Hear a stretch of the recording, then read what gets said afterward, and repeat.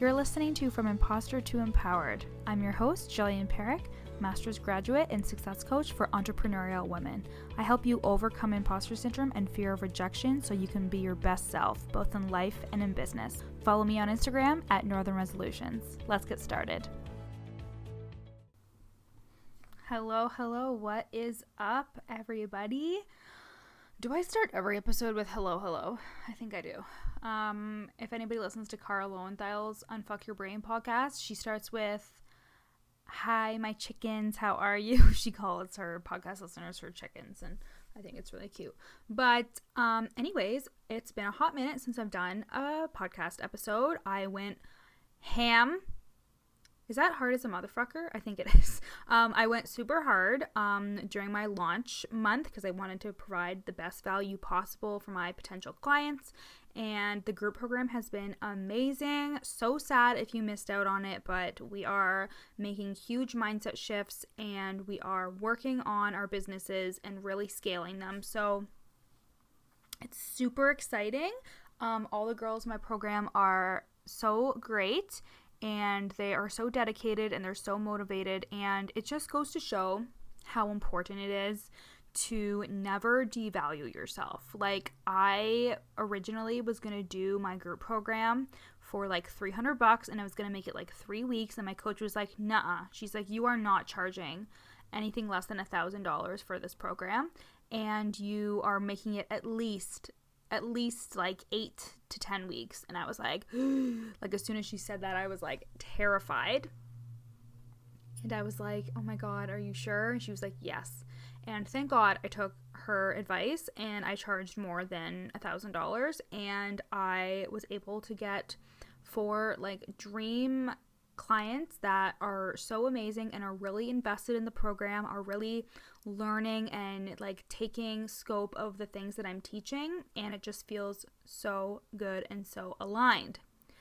And of course, they're all trying to overcome imposter syndrome and overcoming that fear of putting themselves out there and being consistent while trying to grow their business at the same time. Because when we're not in alignment with who we are as people, if we let fear or insecurities or our lack of confidence kind of drive the bus, then we never get to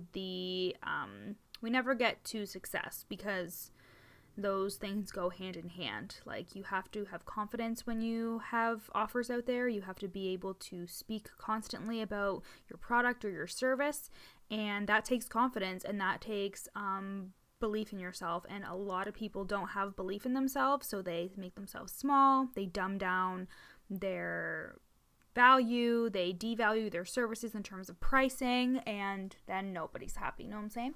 But I say primarily what drove every single one of my clients to this program was imposter syndrome. And that is because I niche down, however the hell you say it. I niched down to imposter syndrome in, I want to say like March or April, probably more so like February, March-ish.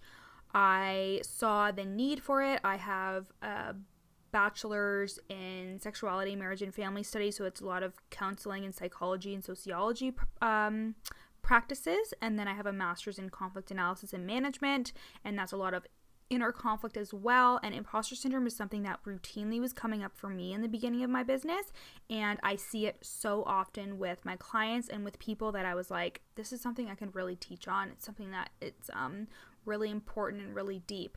So I niched down. And in the beginning, I was so afraid to niche down, whatever, and I didn't. I was a confidence and anxiety coach, and that's what I was going to coach on.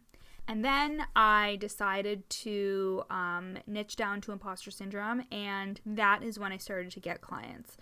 And the episode today is Don't Be Afraid to Niche Down, Overcoming the Fear of Getting Too Specific. And you might be thinking, that's a very business process, Jill. That's something that is like, we're talking about ideal client, we're talking about business systems. That has nothing to do with imposter syndrome or fear. And I'm here to tell you it absolutely is. People are afraid to niche down because they have the fear of being unable to reach a lot of people. So maybe you feel like you need to appeal to everybody or you won't be able to get clients. And that is complete BS. When you have a specific topic that you speak to, you can be so well versed in that and people will see you as an expert.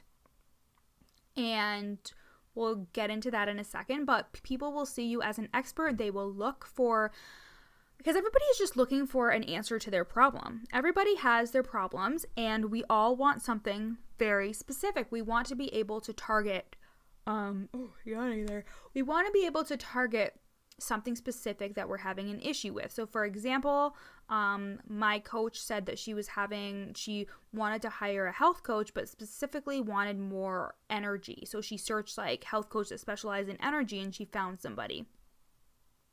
And when you are speaking to the general public, you are not speaking directly to a person. And if they can't see themselves in your product or your service, so if they think like, oh, you're basically saying really vague statements about how your services are or what you offer, a person is not going to be able to relate to them. We're all very selfish beings at our core. Like we care about ourselves and we want ourselves to succeed, and we are basically looking out for ourselves at the end of the day. So people, if they're not able to see themselves in regards to your work, they're not going to want to buy. They want to look at something and think, wow, that was made exactly for me.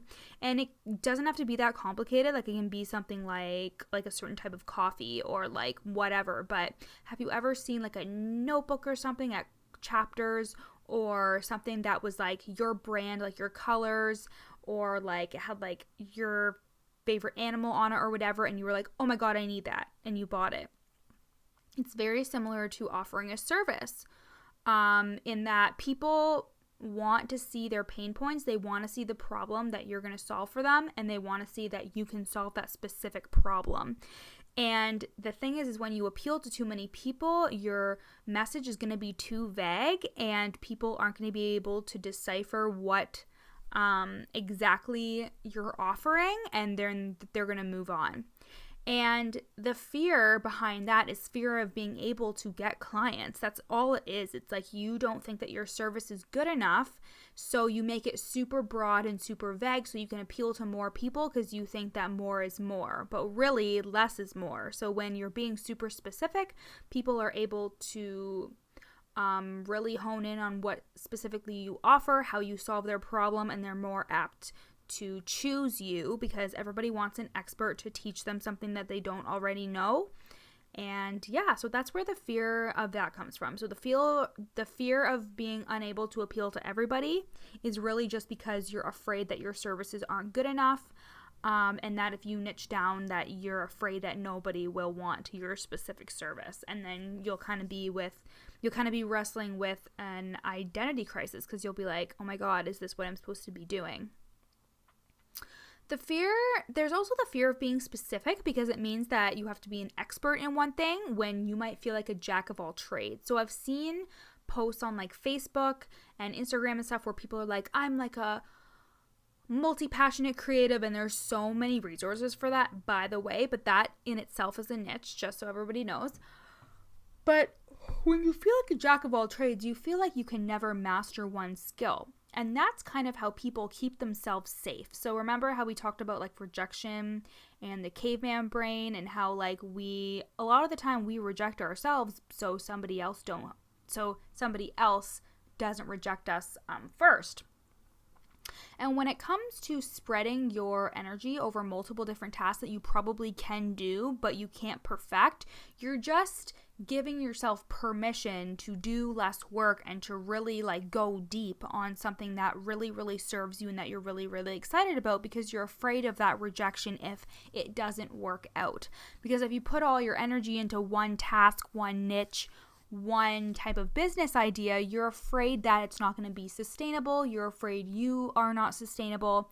And that is the fear behind being too specific. It's scary to call yourself an expert. When I started calling myself an imposter syndrome expert, I was like, oh my God, I got major imposter syndrome vibes, which is like Inception, like always. And I was like, oh my God, can I even call myself an expert? And yes, I have the psychology, I have the education to back it up, I have the experience to back it up.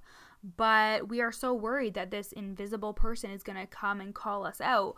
But being experienced in one thing and being an expert in that is what is going to draw people to you.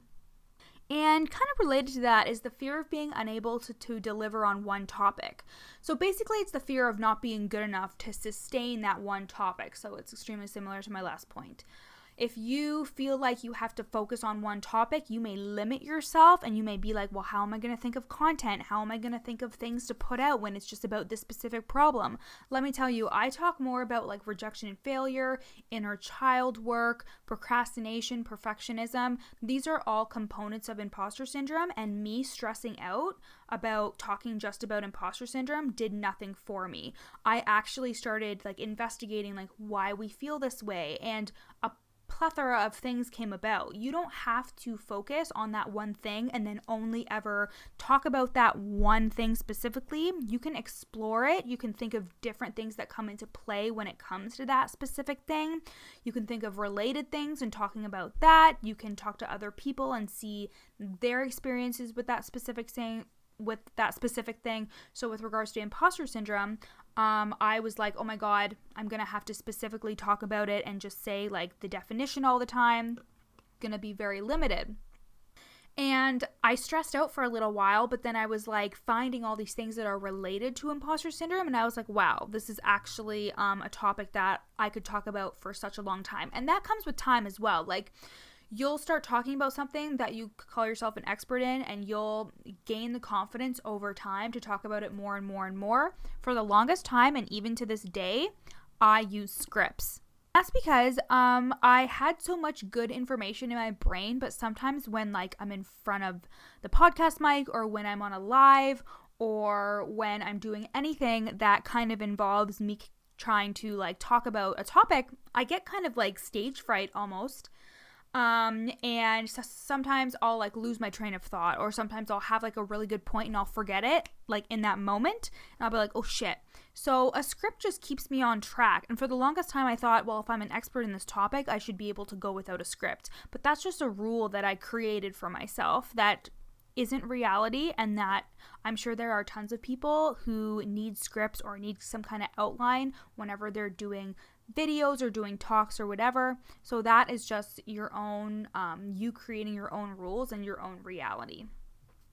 So I hope that has kind of helped you go into the mindset of that niching down is not a life sentence. You do not have to feel like if you niche down that you have to do that forever, because you don't. You can definitely niche down, and then when you start to get bigger, when you start to like gain more followers and have more of an audience, or have tons of clients, and you can start to expand. And I also would say that too with regards to like programs and your one-to-one coaching. If you're a coach, or your services, is you don't have to say, I am niching down on this specific thing and that's all I teach on. You can tell people in person about, or tell them on calls or whatever, I offer this specifically, but I also offer A, B, and C. You can have different things that you're good at, but have one specific thing first, especially when you're starting out. Educate your audience on what you're teaching and what your specific niche is, and people will come to you because they deem you as the expert. That's what you're talking about all the time. And that's how they develop that trust, is when you are continuously talking about the same thing, you're being consistent, and you're giving value on it. As long as you are giving value, you are being specific, and you're speaking to like a specific person, you will 100% get clients. So that's it for today's episode. I hope you guys have a wonderful week. Today is Tuesday, and I'm back to work for my full-time permanent position. So that means that I'm done at the job that was Monday to Friday, and now I'm back on shift work, which I was kind of upset about just because of the people and stuff, but now I'm enjoying it. I'm enjoying having the 4 days off, and I'm enjoying some more of my free time, and I have the group program going. So yeah, it's all good, and you have to be adaptable and mold to fit the circumstances of your life, and that's what I'm doing, just going with the flow. So I hope you guys have a really great week and a really great weekend, and I'll talk to you later. Thanks for listening to From Imposter to Empowered with me, Jillian Perrick, master's graduate and success coach for entrepreneurial women who want to overcome imposter syndrome and fear of rejection. You can find me on Instagram at Northern Resolutions, or info on my services and client reviews at my website, northernresolutions.com. See you next time.